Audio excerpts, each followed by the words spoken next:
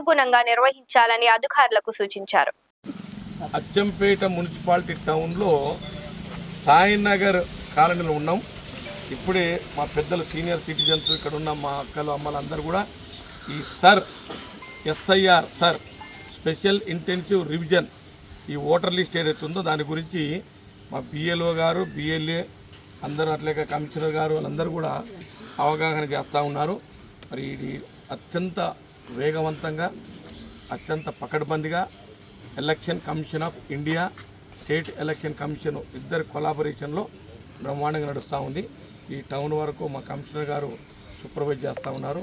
ఇక్కడ BLOతో పాటు RPని BLA వాళ్ళందరూ కూడా బాగా పనిచేస్తున్నారు. ఇప్పటి వరకు దాదాపుగా ఎన్ని చేసినాం 378 ఫామ్లు డిస్ట్రిబ్యూషన్ ఎంత ఇచ్చుకుంటూ పోవటం రాసుకోవడం ఇదంతా జరుగుతూ ఉంది.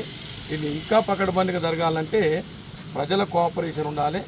వాలంటరీగా ప్రజలే మాకు ఫామ్ కావాలి, మా ఇంటికి ఎందుకు రాలేదు, మా ఫామ్ ఇవ్వాలి, ఆ డిమాండ్ వచ్చే విధంగా దీని మీద పెద్ద ఎత్తున అవగాహన చేయాల్సిన అవసరం ఉంది. కాబట్టి వాళ్ళు ముఖ్యంగా ఈ ప్రజలకు ముఖ్యంగా సీనియర్ సిటిజన్స్ కానీ ఉద్యోగస్తులు కానీ విద్యార్థులు కానీ అట్లాగే మహిళా సంఘాల్లో పనిచేస్తున్న వాళ్ళందరూ కూడా దీని మీద అవగాహన చేసుకొని అందరికీ ప్రతి ఒక్క భారతీయునికి ఓటు హక్కు ఉండాలి. ఇది రాజ్యాంగంలో అత్యంతమైనటువంటి ప్రాథమిక హక్కులో మొట్టమొదటి హక్కు ఓటు హక్కు. ఈ ఓటు హక్కు అనేది మనం ఆ ఓటర్ లిస్టులో పేరు ఉంటేనే ఓటు వేయడానికి వస్తుంది.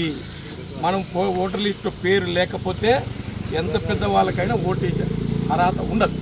కాబట్టి ఓటర్ లిస్టులో పేరు రావాలంటే మరి మనం అంతా కూడా కలిసి దీని మీద అందరికి బాగా అవగాహన చేయాల్సిన అవసరం ఉంది. రెండవది ఏంటంటే ఈ ఓటు హక్కు ఎంత ప్రాముఖ్యత అంటే ఈ రాష్ట్ర భవిష్యత్తు కానీ లేదా దేశ భవిష్యత్తు కానీ మనం నిర్ణయించే అధికారం డాక్టర్ బిఆర్ అంబేద్కర్ గారు రాజ్యాంగంలో పొందుపరిచింది. కాబట్టి ఆ హక్కును మనం ఉపయోగించుకోవాలంటే ఫస్ట్ మనకు ఓటు హక్కు ఉండాలి. ఓటు హక్కు అంటే ఓటర్ లిస్టులో పేరు ఉండాలి. దానికి ఎలక్షన్ కమిషన్ అన్ని రకాలుగా ఈ అందరిని పెట్టి ఇదంతా చేస్తూ ఉంది. కాబట్టి ప్రజలందరూ కూడా కోఆపరేట్ చేయండి. అచ్చంపేటలో మ్యాపింగ్లో 81% వచ్చింది. జిల్లాలో మనమే మొదటి స్థానంలో ఉన్నాం. రేపు ఓటర్ లిస్టు కూడా మ్యాక్సిమం ఓటర్ లిస్టులో మనకు ఓటు హక్కు ఉన్న వాళ్ళందరూ కూడా ఓటర్ లిస్టులో పేరు ఉండాలని మా కోరిక. మరి ఎవరైనా చనిపోయిన వాళ్ళు లేకపోతే డూప్లికేషన్ అంటే డబుల్ ఓటు వచ్చిన వాళ్ళు పోతే ఇబ్బంది ఏమి లేదు. కానీ నిజంగా ఓటు హక్కు ఉండి ఎవరికి ఓటు రాకపోయినా కానీ ఇది అత్యంత ఇబ్బందికరం, అత్యంత బాధాకరం. కాబట్టి అటువంటిది కాకుండా చూడాలని మీ అందరూ కూడా మనవి చేస్తూ ప్రతి ఒక్కరు కూడా దీంట్లో ఇన్వాల్వ్ కావాలని కోరుతూ ప్రజలందరికీ విజ్ఞప్తి చేస్తూ ఉన్నాను. Thank you. లైక్